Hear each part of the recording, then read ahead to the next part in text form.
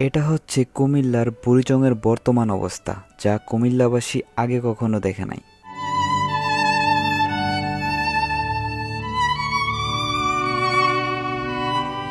বুড়িচংয়ের বুরবুরিয়া গ্রামের বাঁধটি প্রথম ভাঙার পরে দেখা দেয় এই অবস্থা, যা বর্তমানে অনেক বড় আকার ধারণ করেছে। চারদিকে শুধু পানি আর পানি, লোকালয়গুলো পানিতে ভরপুর হয়ে গিয়েছে।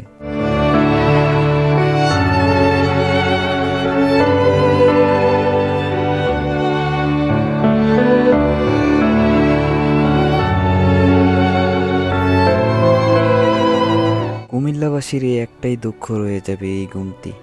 বুড়িচংয়ের ১৭২টা গ্রামের মধ্যে আনুমানিক ১০২ কিংবা ১০৪টা গ্রাম অলরেডি পানিতে তলিয়ে গেছে।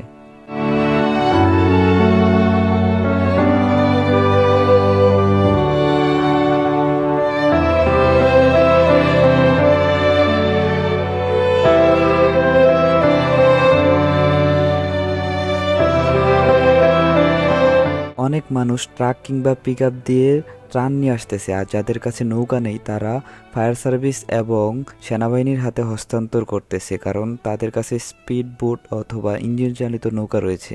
সবাই বুড়িচংবাসীর জন্য দোয়া করবেন।